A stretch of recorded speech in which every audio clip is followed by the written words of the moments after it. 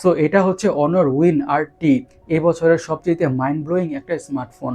তার কারণ হচ্ছে ফোনটাতে ইউজ করা হয়েছে 10,000 mAh, ইয়েস ফ্রিকিং 10,000 mAh এর হিউজ বা জায়ান্ট ব্যাটারি। আমরা এখন পর্যন্ত 7 থেকে 8,000 mAh পর্যন্ত ব্যাটারি দেখছিলাম, বাট দিস ইজ 10,000 mAh। যাদের হিউজ ব্যাটারি ব্যাকআপ প্রয়োজন হয় তাদের জন্য স্মার্টফোনটা হেভেন হতে যাচ্ছে। এই 10,000 mAh এর ব্যাটারিটাকে মিডিয়ামভাবে ইউজ করলে মিনিমাম 3.5 থেকে 4 দিনের ব্যাটারি তো পাওয়া যেতেই পারে। আপনারা 10,000 mAh এর ব্যাটারির চার্জ কয় দিনে বা কতক্ষণে শেষ করতে পারবেন অবশ্যই কমেন্ট সেকশনে কমেন্ট করে জানাবেন। আর এই 10,000 mAh এর ব্যাটারিটাকে পাওয়ার করার জন্য ইউজ করা হয়েছে 100 ওয়াট, ইয়েস ফ্রিকিং 100 ওয়াটের ফাস্ট চার্জিংয়ের সাপোর্ট। এই 100 ওয়াটের ফাস্ট চার্জার দিয়ে স্মার্টফোনটা ক্রেজি ফাস্ট ফুল চার্জ হয়ে যাবে।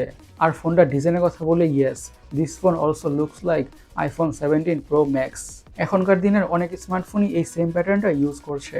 আইফোনের মতন ডিজাইনটা ইউজ করার ফলে কি স্মার্টফোনটা দেখতে খারাপ লাগে? তা কিন্তু নয়। This smartphone also feels and looks premium.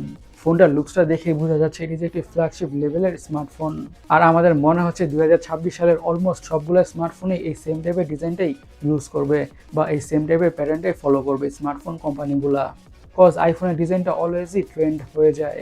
এখন ফোনটা ডিসপ্লেটাকে নিয়ে কথা বলা যাক। ডিসপ্লেটা হচ্ছে 6.8 ইঞ্চের অ্যামোলেড ডিসপ্লে উইথ 185 হার্জের রিফ্রেশ রেট, আরও থাকছে 1 বিলিয়ন কালারের সাপোর্ট এবং এইচডিআর ভিভিট, আর 6000 নিটসের পিক বা ম্যাক্স ব্রাইটনেস।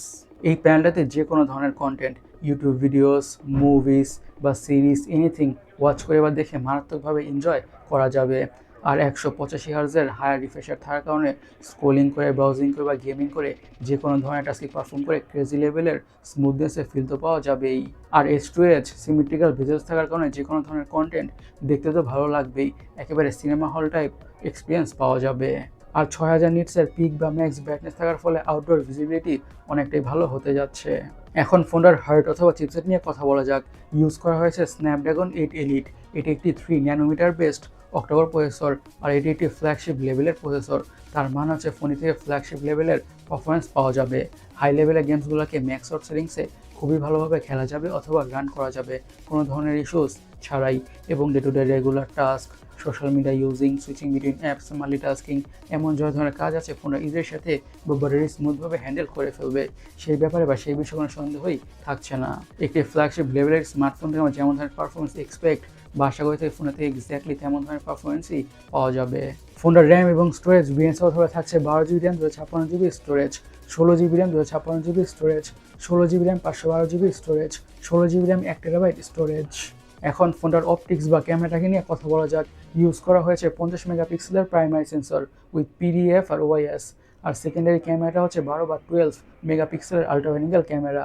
ফোনটার পিকচার কোয়ালিটি থেকে এবং ভিডিও কোয়ালিটি থেকে একেবারে ডিসঅ্যাপয়েন্টেড হতে হবে না। ফোনটা দেওয়া থাকছে ডুয়াল স্টেরিও স্পিকার্স।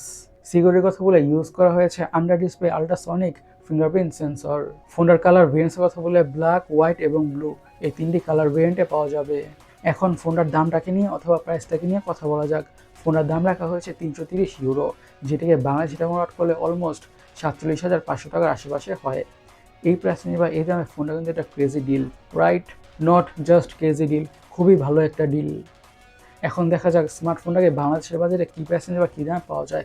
তখনই বোঝা যাবে যে স্মার্টফোনটা অ্যাকচুয়ালিতে আমাদের জন্য এবং আপনাদের জন্য কতটুকু অর্থের বা কতটুকু value for money smartphone. Only time will tell. Guys, আমাদের আজকের ভিডিওটা এই পর্যন্তই। আমি সৈকত, সাইনিং আউট।